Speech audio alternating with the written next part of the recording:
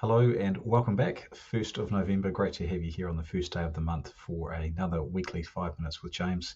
I hope that you have been enjoying these and getting some value from these short training sessions, and that there is some information that you're able to glean from here and help you with your hospitality business. These are designed to hopefully keep you on track and give you some new information that is proving useful for your business.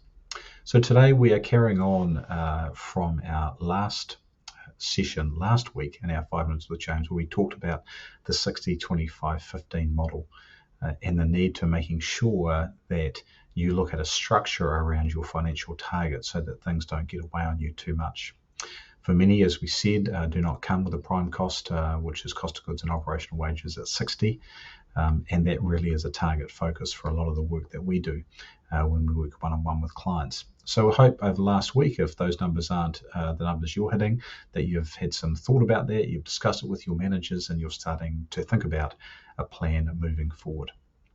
Today in this session, I want to do some numbers with you. So I'd really love you to have a pen and paper handy and put some of these numbers down, and I want to share with you what the impact is, both positively and negatively, if you are not managing those critical numbers that we talked about last week, the 60-25-15 well. So I want you to get out pen and paper and sit down and work through these numbers with me. So first of all, we're going to focus on introducing you to our bottom-up financial planning. And this mindset is all about an owner first in their financial planning making a decision on what the net operating profit target they're aiming for. And so, for example, today, what I'd like you to put down there is $150,000 as money that you are taking out of the business that can be used for personal income, it can be used for debt reduction, or could be used to reinvest back into the business. So $150,000, and we're going to fix that amount and not change that. Because this is what a lot of hospitality business owners do when things don't go so well. They reduce that net operating profit target, when what we really want to do is to fix that and stay with that number no matter what. So we've got the $150,000, write that down. Now what we're going to do is we're going to base this first scenario on a 30-30, cost of goods being 30 and operational wages being 30. That therefore gives us that prime cost of 60%, which is what we want. Now, it's often not 30-30, but for this example, we'll just make it 30-30, and that's 60%. Now, if we did the 25 right, and we were looking at 15%, 15% or $150,000 and 15% the match would mean that a business would need to turn over $1 million in sales for a net operating profit to be $150,000, or in this case 15%, because remembering we're not negotiating on that number and we don't want to negotiate on that percentage either. But then let's look at another scenario. Write down $150,000, same number.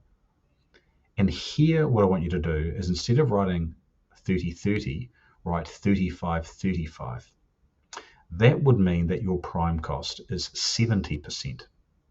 The problem when you do the math on 70% is, if you're going to fix that 150 and not change that, your business would now need to, instead of turning over $1 million at 60% prime cost, if your prime cost is at 70%, your business would need to turn over $3 million to make a $150,000 profit if your overheads were fixed at 25%. So, because you've only got a 5% net profit on 150,000.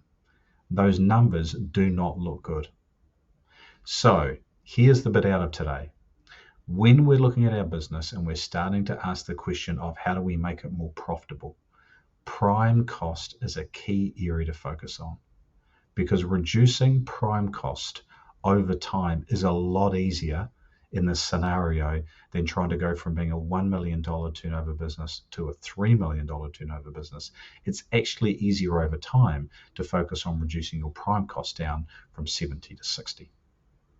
So some basic math for you there to use the 60-25-15 and to start thinking about how you're going to shape those critical numbers in your business.